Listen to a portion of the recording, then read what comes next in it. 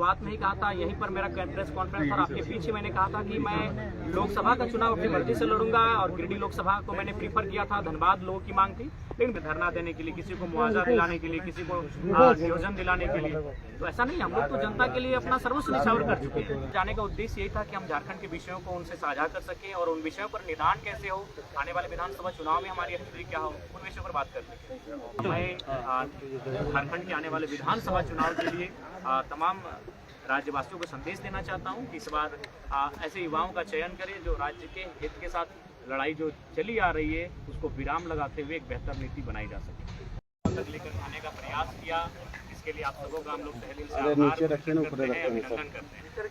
और साथ ही साथ आज हमारी 18 जून है, यानी एक साल पहले ही हम लोगों ने राजनीतिक इलेक्ट्रल पॉलिटिक्स में कदम रखने का घोषणा किए थे, फैसला किए थे बलियापुर की मिट्टी से। तो आज साल भर हुए हैं, उसको भी लेकर हम लोग शुभकामनाएं सबों को।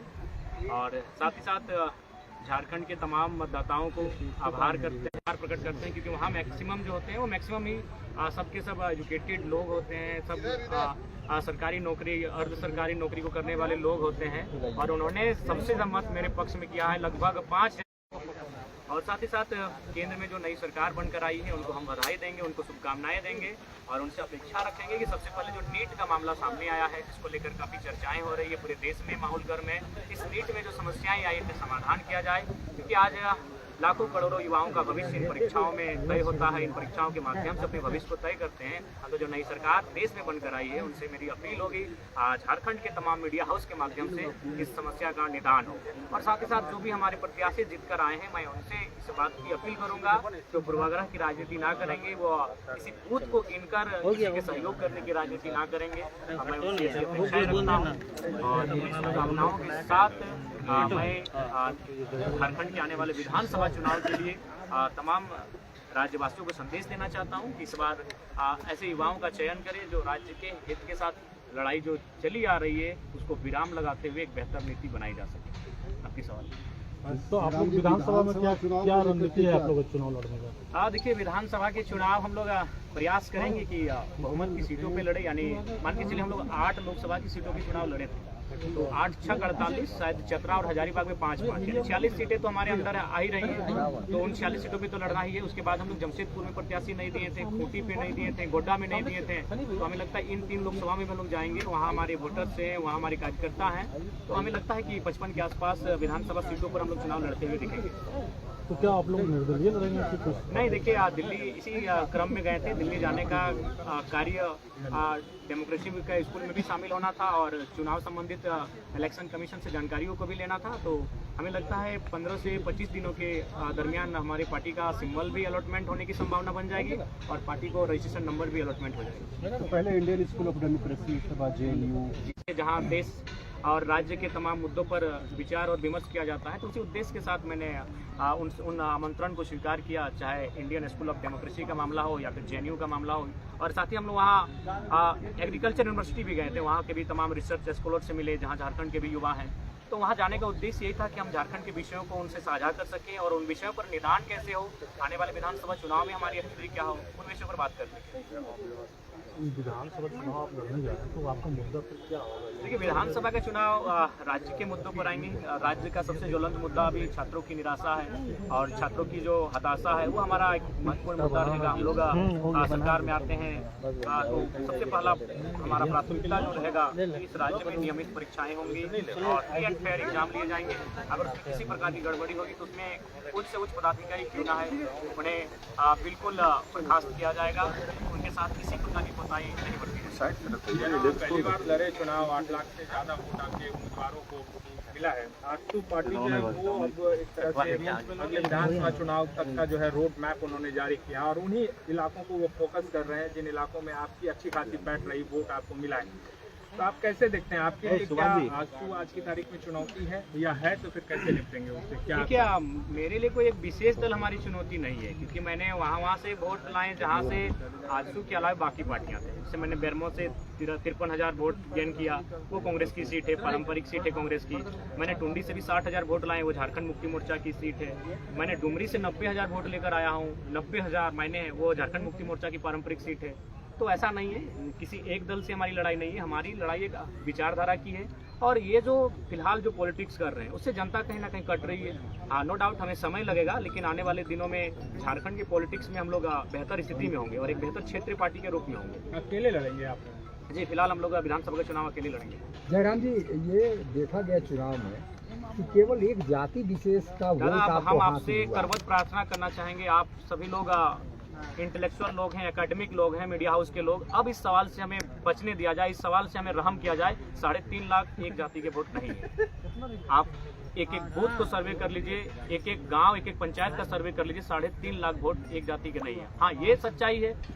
जो भी बंदा जिस समुदाय का रहता है, उस समुदाय का वोट उसका बेस वोटर होता है। इससे कोई इनकार नहीं कर सकता, ना मैं इनकार कर रहा हूँ। लेकिन 3.5 लाख वोट किसी एक समुदाय के वोट नहीं है। सभी ने मुझे अपार जन समर्थन दिया है। लेकिन आजसू का जो कैडर वोट है, जयराम जी, आजसू का जो कैडर वोट है महतो बिरादरी का, वही कैडर वोट वहाँ पे आपको मिला। और जो जेएमएम का कैडर वोट है तो चांची के इलाके में जो महतो वोट है वहाँ आपको मिला। देखिए, तमाम मतलब महतो बहुल इलाके में ही आपको समर्थन मिला। नहीं, आप भूल कर रहे हैं। जरीडी प्रखंड आता है, जरीडी प्रखंड में एक ही महतो गांव है, वहाँ से मैंने 17,000 वोट गेन किया है। मुझे लगता है आप लोग थोड़ा सा भूल कर रहे हैं। आप लोग को और ग्राउंड में जाकर सर्वे करने की आवश्यकता है, क्योंकि आप लोग उन्हीं बातों को सुनते हैं जो मीडिया में बाकी दलों के नेता कहते हुए दिखते हैं। आप जनता के बीच जाइए और जनता के बीच जानने का प्रयास कीजिए कि आज हमारा रोल क्या है। आप चले जाइए बेहराकुदर, वो एक राजपूत समाज का गांव है, वहाँ मुझे अच्छा वोट मिला। आप चले जाइए चौबेडी, वो ब्राह्मण का गांव है, मुझे वहाँ से अच्छा वोट मिला। तो मैं किन किन समुदाय को गिनाऊं, बताइए। हर एक समुदाय ने मुझे अच्छा मत दिया है। तो इसीलिए कृपया अब कम से कम 2 साल बाद मैं आपसे आग्रह करता हूँ कि इस विषय को विराम दीजिए। एक जाति का लेकर आज हम लोग जिन विषयों पे बात कर रहे हैं, ये विषय तो देश स्तर के विषय हैं, ये विषय राज्य स्तर के हैं, और वो नेता हमारे वहाँ चुप रहते हैं। तो मैं जिन विषयों पर लड़ाई लड़ रहा हूँ, जिन विषयों पर मैं रिजल्ट हासिल कर रहा हूँ, ये पूरे राज्य के विषय हैं। नहीं दादा, लड़े 2 रिजर्व सीटों पे हम लोग चुनाव लड़े। सिंहभूम में हम लोग हो समुदाय के साथ गए, दुमका में हम लोग संथाल समुदाय के साथ गए, और सिंहभूम के हमारे प्रत्याशी लगभग 50,000 वोट लेके आए, 44 के 45,000 वोट था। नहीं, ऐसा कुछ नहीं है, ऐसा कोई प्लानिंग नहीं है। हम लोग ये देखें कि हम लोग वोटर्स कहाँ हैं, कहाँ हमारे केडर है, जहाँ चुनाव में काम हो सकता है। गोड्डा में भी हमारे थे, लेकिन वहाँ तक लोग पहुँच नहीं पाए, प्रत्याशी नहीं मिल पाया। तो ऐसा नहीं है। हम लोकसभा चुनाव में आप सामान्य वर्ग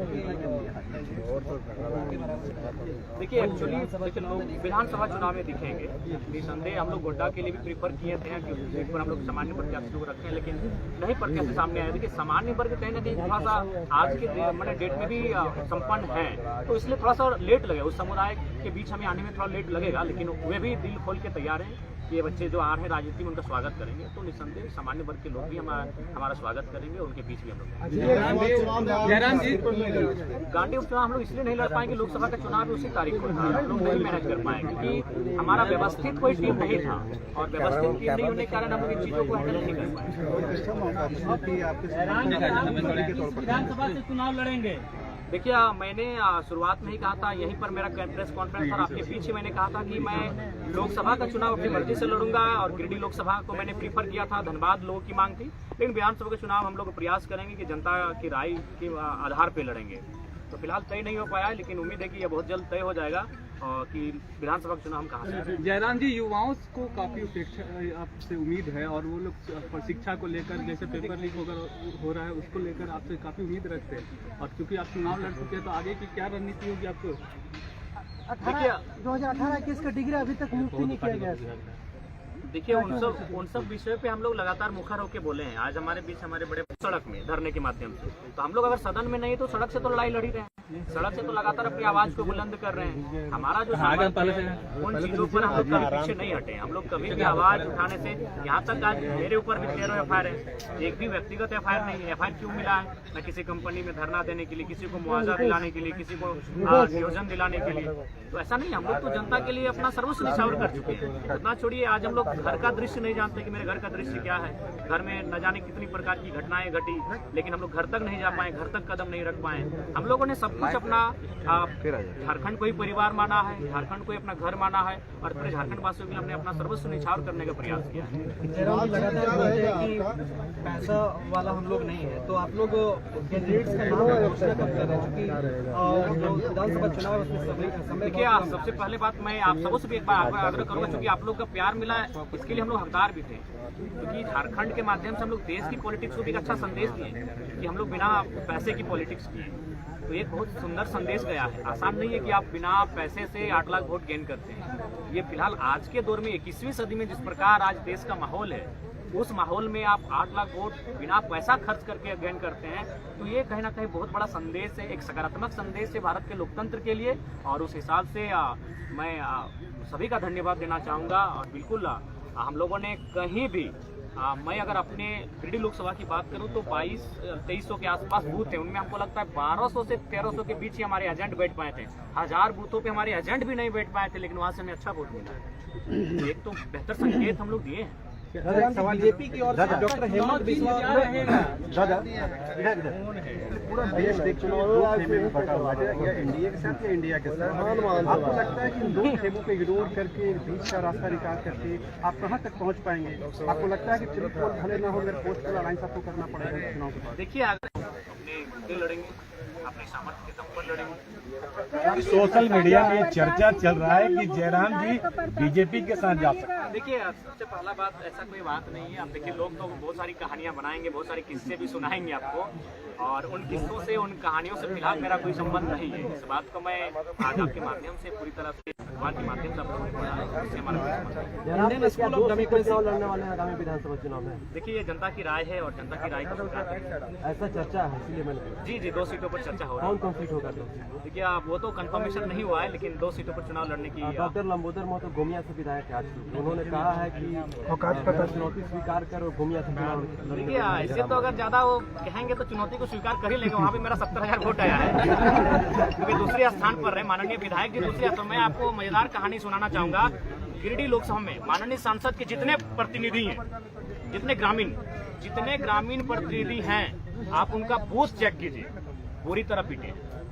माननीय सांसद को देश के प्रधानमंत्री ने बचाया है और उन वोटर से बचाया। उनके जितने प्रतिनिधि हैं, जिन बूथ में मैं अभी जहां रहता हूं वहां उनका प्रखंड अध्यक्ष है, मेरा 581 वोट है, उनका 50 वोट नहीं है, वो पूरी तरफ पीटे हैं। तो अगर डॉक्टर लंबोदर बाबू एक PhD स्कॉलर हैं, एक राज्य की एक ऊंची सेवा को दे चुके हैं, और हम लोग चूंकि युवा है, हमारे मुख से त्रुटिपूर्ण बातें कभी निकल सकती है, लेकिन उनको एक सज्जन व्यक्ति हैं। अगर वो इस प्रकार की बच्चों जैसी चुनौतियां दे रहे हैं तो मुझे लगता है थोड़ा सा लिमिट में ही चुनौतियां दें, नहीं तो अगर स्वीकार कर लिए तो फिर दिक्कत उन्हीं को। देखिए, उन्हीं का सवाल जो उन्होंने सवाल किया था, डुल्लू महतो को जो डुल्लू पार्टी महतो ने का सवाल देखिए, एक बात सुनिए। क्या समर्थन, क्या वास्तविकता? डुल्लू महतो का विधानसभा बागमारा है, वहाँ चंद्रप्रकाश चौधरी जी हमसे 40,000 वोट से लीड करते हैं। तो अगर ढुल्लू को मेरा समर्थन होता तो हम 40 से लीड करते। अगर ढुल्लू जी का समर्थन हमको होता, हम वहाँ 46,000 वोट लाएं, बहुत अच्छा लाएं, क्योंकि बागमारा एक शहरी क्षेत्र है प्लस ढुल्लू का क्षेत्र है। वहाँ से एक नया लड़का 47,000 वोट लाता है, ये बहुत बड़ी बात है। अगर उनका समर्थन होता तो कम से कम मेरा 70 से 75 होना चाहिए। चीजों को समझिए, हम वहाँ तीसरे पायदान पर है। अतः बागमारा विधायक जो वर्तमान में सांसद बन चुके हैं, उनका कोई संबंध नहीं रहा है। ये एक मीडिया में आया था, लेकिन वो सच्चाई नहीं। विधानसभा चुनाव में सामान्य वर्गों को क्या टिकट देने? बिल्कुल, क्यों नहीं, हर एक वर्ग, हर एक तबका, सबके साथ लेकर चलना। देखिए, विधानसभा का चुनाव है, बिल्कुल देंगे। आज आप होश हवास में इतने मीडिया कर्मियों के माध्यम से कह रहे हैं, 100 नंबर को भी हम लोग विधानसभा में उतारेंगे और बाकायदा हम लोग